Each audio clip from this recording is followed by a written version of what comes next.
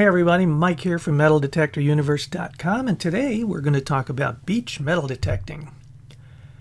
Detecting at the beach is a little different from detecting on the land and the fields, even a little bit different than the streams and rivers and lakes that you might metal detect at near the edge. It's, of course, still relaxing and rewarding, but it's a bit different. It combines your land skills with a whole new environment. You've got things like dry sand, wet sand, water immersion, and you also have a populated space. Usually when you're out metal detecting on your own or with friends, you're kind of in a field or in a big lawn or a park, and there's not many people around, but at the beach you can be pretty sure there's going to be a lot of people around. So that's a good thing because it gives you an opportunity to be an ambassador for the metal detecting hobby and show people that it's something they don't have to hate or be bothered by. You also get to meet people. Don't be surprised if folks come up to you and say, hey, I lost something, my keys or my ring or my earrings or something like that. Can you help me find it? Doing that is good for them, it's good for you, and it's good for the hobby. You've probably heard of beachcombers. Beachcombers have been doing the same thing we're doing for a long, long time. But we're fortunate to have some affordable technology on our side to help us. So where would you want to go to metal detect at the beach? Well, the beach is obvious, but there's a lot of other places to look that aren't so obvious. Here's some examples. Next to, around, picnic, playground areas. Those might be more trash-filled, but where people congregate, things get lost. So the more people there are in like the playground, the picnic areas, it might be more trash-filled, but where people are, things get lost. High traffic areas is another place. Walking paths to and from the beach to the parking lot, near the public restrooms, places where people rinse off, when they get sand, those little shower stands. Just give people their distance, of course. Don't be creepy about it. Drop-offs in the sand from tides and wave action, those are good places to metal detect at the beach because that's areas that used to be underground that are now exposed and might expose some good targets. And lifeguard chairs. They're a high traffic area, just don't bother them, don't get in the way, don't interfere with their job. At the beach you're going to find different surfaces. Over the right side you can see the sand and the rock. Those are two of the most prevalent kinds of beaches you're going to find. You can think of the Florida beaches or most beaches anywhere that's made of sand, or New England, Puget Sound, with the small rounded rocks. They're not difficult to walk on. They make a pleasant beach stay. If you go to the beach, though, that has some of those rocks, you might bring some special tools for that, maybe a trowel or a shovel instead of your typical sand scoop. Some sort of small pry bar for any rocks that you find that you want to get up under and you really can't get your fingers around them or you can't get in there.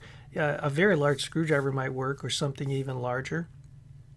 A pinpointer, almost a requirement. You want to probe around in between rocks. It's going to be very helpful to detect on the beach when there's rocks. The rocky beach also has the advantage of waves and sort of a sluice box effect. And if you're not sure what a sluice box is, that's something that people that treasure hunt for gold use in streams. You put that box, it's kind of like a long box, and it's got these little ridges all the way down the length of it. And as the water with the small gold flecks flows down those ridges capture the little pieces and slow them down and let them drop.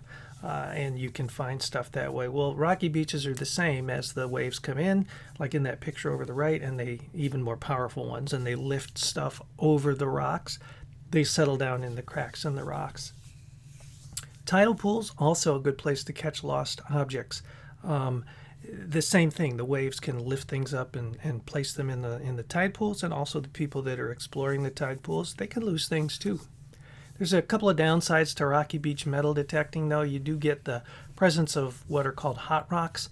Those are rocks with a lot more mineralization, especially in relationship to the ground around them, and they can alert like a metal target. Also at the rocky beaches, people don't generally stay long. They don't put the suntan lotion on and spread out their towel and play in the sand and surf, so there's less chance to lose something, therefore less chance for you to find something. But still, it's an experience you don't want to miss trying. So what else do you need when you're beach metal detecting? Well, like on the upper left, a sand scoop. It's invaluable. Make sure you get one that's corrosion resistant because you're going to be dealing with saltwater beaches a lot. Consider one with a long handle, like on a shovel, because the one that's on the upper left there is good if you're just like in the sand and you're just kneeling and you're scooping. But if you're going to go in the water, you don't want to be bending over and putting your arm and the scoop attached to it, elbow deep, shoulder deep. It's easier to just use one that's made already with a handle on it. Bags to carry your stuff, either mesh or canvas. There's an example on the right of a canvas one, which would be good for maybe heavier rocky areas where you might be, actually some people even collect rocks to keep your stuff in that bag. If you're going to do sand beaches, having a mesh bag is great. They keep the sand out of your pockets because the water and the sand pass through. You also might consider some sand shoes, also called water shoes, maybe even a wetsuit, to enjoy a little bit more time in the water. Technology-wise, pulse induction metal detectors are good for the beach. Most of the time we use the VLF detectors. If you're going to do that at the beach, look for one with adjustable ground balancing. If you have one that has a multi-frequency capability, that'll help with the mineralization. They're also good for dry sand and non-saltwater environments, and they have a beach mode on a lot of models that are specifically designed to do beach metal detecting, so look for that. Now, the pulse induction detectors are actually a better choice of technology when you get the wet sand and the surf line and the shallow water beyond. They are more expensive, though. They don't filter out trashy metals, but the upside is they're built to ignore salt, and they can detect targets buried much deeper. Let's talk strategy for a minute for beach detecting. Be methodical. So just like any field search you're going to do, visualize that area, break it down into a grid, and then use a couple different techniques. There's a back and forth, kind of like when you're mowing the lawn, you want to overlap your passes. There's a zigzag that you can do, and then you reverse your path and repeat the zigzag, and you'll get overlaps that way, or even as you're zigzagging, move to a different area. A spiral pattern is pretty clever too. If you find a target and you want to see if there's anything else in the general area, go right to where the target is and then start walking a spiral pattern while you're searching. And to make it easier, take your shovel or your long-handled scoop behind you and just drag it in the sand and trace a spiral, and you can see how well you're covering that area. The high tide line is a good indicator. You've got soft sand there, a good spot for finding things. Not only do you have the water that washes up to the high tide line, but you also have the soft sand where things have settled in and the tide is receding. So now you've got a continually growing area of target area to search as it goes down towards low tide. Of course, after a storm at low tide, you got a lot of heavy wave action that's just come in.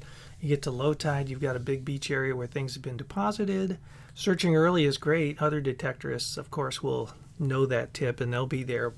But there's a better chance of finding stuff before it's all gone the earlier you get there. And then again, the last hour or so of the day, that's a good time because stuff's been hunted out. But as people start to leave, they lose things. Many of the detectorists may be gone too, so you got a better chance of finding things there. Some people actually like to metal detect at night if there's no signs posted that say, beach is closed or something like that. Give that a try. Here's a few tips. Don't disturb the dunes. Picture on the right kind of shows you what I'm talking about. There's a path cut between the parking lot area, for example, and a walking path to get to the beach. But the dunes you want to stay off of because those grasses are good for sand stabilization. And in many beaches, they're actually signposted that it's against the law to damage the dunes and the grasses. If you find any trashy targets, take them to the trash can. Be that good neighbor that makes the hobby look good. Smooth or push sand rocks back into holes just like you would with a grass plug in a field. You don't want to have somebody twisting an ankle. And besides, it looks a lot better and more natural when you leave it that way. Any posted rules, of course, follow those. And respecting personal space is a big thing that you got to do. Let these relaxers relax. You know, when you go to the beach, you want to relax. You don't want somebody making a lot of noise and being obnoxious. So don't be that guy. Use headphones. Keep your beeping to yourself. Nobody wants to hear all your alerts and alarms. Plus, it looks a little bit more mysterious, so people kind of look at it and go, wonder what they're hearing. And they might actually get interested in the hobby and ask you a few questions and that kind of thing. One more tip, be careful not to fling sand around when you dig. I know you'll be excited when you hit that gold ring or something like that, but don't go eureka and get sand all over people. They're not going to like that. I've got a lot more tips in the blog post. I'll post a link to that in the description below. So in wrap up, we kind of talked about what you can consider when you're at the beach, places to look at the beach, the difference between sand and rocky beaches, and some upsides and downsides. Accessories like pinpointers, bags, that kind of thing, sand scoops. Talked about VLF and pulse induction both being useful. Strategy for successful outing, when to go, what time of day. And I've got more tips in the blog. Like I said, there is a description below. Also, I love it if you comment. I love the comments. I try to answer them and respond to them. Also, I learn stuff from you guys when you comment, and I hope you've learned something from me today. So thanks for watching, and until the next video and the next time, happy hunting.